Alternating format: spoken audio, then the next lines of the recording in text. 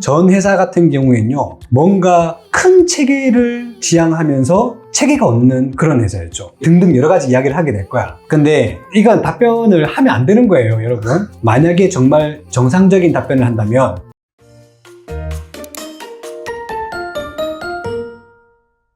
대표님 안녕하세요. 안녕하세요. 대표님 오늘은 약간 좀 당황스러운 질문들을 좀 여러 개 드려보고자 합니다. 채용 전문가시잖아요. 지원자 입장이라면 얼마나 답변을 잘하나 해서 GPT 하는데 1차로 질문지를 뽑고 그거를 기반으로 저희 회사 사람들끼리 한 번 더 이야기를 통해서 면접 질문지를 여러 개 뽑아왔습니다. 대표님께서 직접 당해보시고 질문의 의도를 설명해 주시면 어떨까 합니다. 그러니까 그게 면접에서 이 질문을 왜 하는 거지? 그쵸, 약간 의문점이 드는. 질문 대비 안 하신 거 맞죠? 네. 네. 첫 번째 질문 드려보도록 하겠습니다. 이직 경력 관련된 질문인데요. 이전 직장에서 성과가 좋으셨는데 왜 굳이 그만두고 이직하려고 하시나요? 혹시 저희 회사도 곧 그만두실 생각은 아니신가요? 예부터 박수 칠 때 떠나라는 말이 있었습니다. 이전 회사에서 성과를 내고 그곳에서 더 좋은 성과를 내는 것들도 의미가 있겠지만 이 경험과 경력을 살려서 다른 곳에서도 또 박수를 받고 싶은 그런 간절한 욕심 때문에 이직을 결심하게 되었습니다.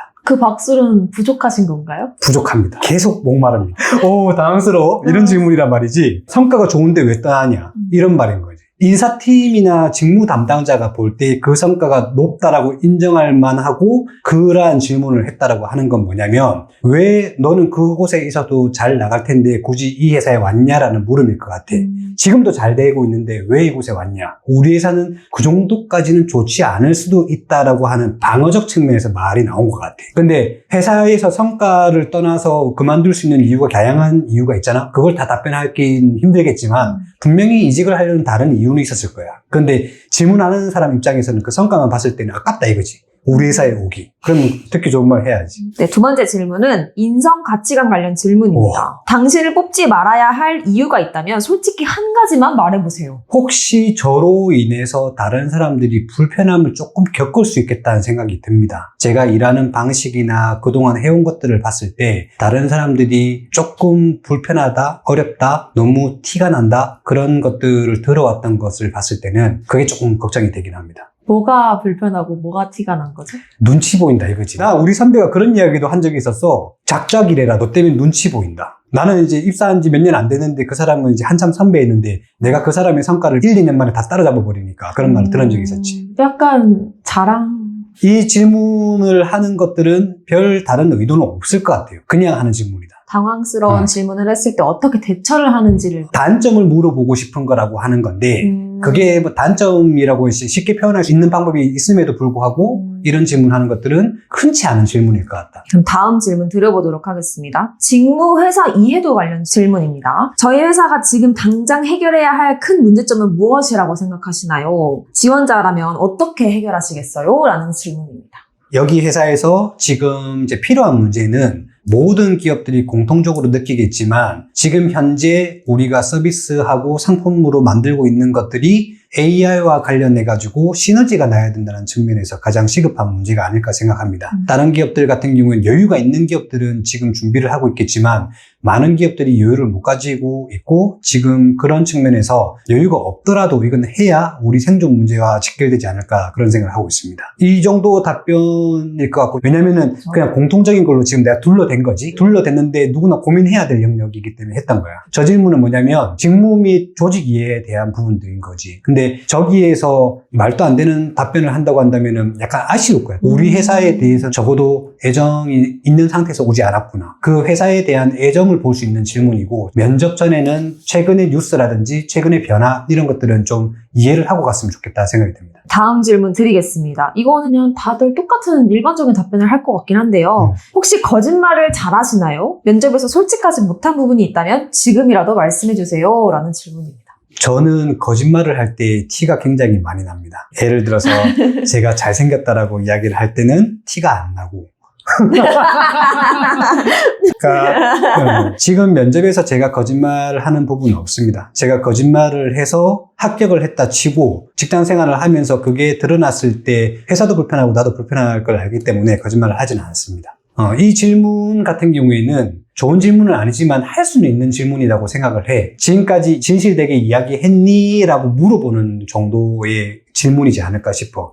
이 질문은 한 기업에서 실제로 질문을 했던 것을 가져왔는데요. 저도 이거 들었을 때 굉장히 당황스러웠거든요. 어떤 질문 중에 가장 당황스러운 질문 드리겠습니다. 지금 다니고 있는 회사 욕해보세요. 전 회사 같은 경우에는요, 뭔가 큰 체계를 지향하면서 체계가 없는 그런 회사였죠. 등등 여러 가지 이야기를 하게 될 거야. 근데 이건 답변을 하면 안 되는 거예요, 여러분. 이전 회사를 욕해보라고 하는 것들은 뭐냐면 지금 상사가 부당한 것들에 대해서 바로 내부 고발해라라는 의미랑 똑같아요. 근데 내부 고발해야 될 상황과 그리고 회사를 욕해야 될 상황은 불법적이고 범법적인 일일 때 할 수밖에 없는 일인 거고, 그럼에도 불구하고 우리나라는 그런 내부 고발자들이 너무 살기 힘들다. 근데 전 회사를 욕한다라는 건 우리 회사를 욕할 수도 있다라는 말이 되기 때문이에요. 그래서 이런 거에 답변을 할 수는 없습니다. 만약에 정말 정상적인 답변을 한다면 회사 욕할 정도로 제 이직 사유가 있는 건 아닌 것 같습니다. 다른 일반 회사와 똑같이 때로는 이제 즐겁고 때로는 슬프고 때로는 화가 나기도 하는 건 뭐 다 비슷할 거라고 생각합니다. 이 정도의 답변을 끝내는 게 좋을 것 같아요. 네, 다음 질문도 약간 당황스럽긴 한데요. 자신이 얼마짜리 사람이라고 생각하시나요? 라는 질문입니다.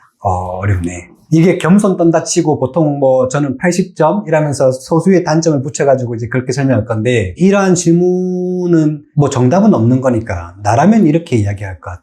우선은 나에 대해서 저는 100점을 매기고 싶다. 근데 남들이 볼 때는 몇 점인지 모르겠다. 남들이 볼 때는 7점이 될 수도 있고 8점이 될 수도 있긴 한데 나는 내 스스로 100점이어야 되는 이유가 있다. 그래서 누가 어떤 비난이라든지 이런 속에서도 흔들리지 않고 매일매일이 행복해야 되고, 그래야 더 일을 잘할 수 있기 때문에 내 스스로는 100점이라고 이야기를 하고 싶다. 그렇다고 자만하는 건 아니다.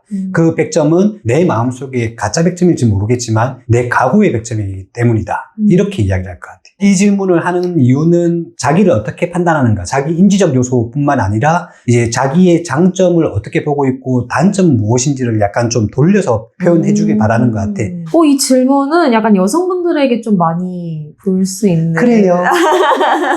질문이기도 한데요. 네, 아주 개인적인 질문입니다. 질문은 아이가 있으신가요? 아이가 아프면 어떻게 할 건가요? 라는 질문입니다. 아이가 갑작스러운 사고나 갑작스럽게 아프다고 한다면은 양해를 구하고 빨리 애를 보고 안정이 된 다음에 또 일을 하도록 하겠습니다. 근데 만약에 아이가 길게 아프는 그런 거라고 한다면 회사를 계속 다닐 수 있지 고민이 될 것 같습니다. 근데 우리 아이는 너무너무 건강합니다. 아플 것 같지가 않아요. 나 닮아가지고. 이게 여성분들한테 자주 들어오는 질문이기도 해.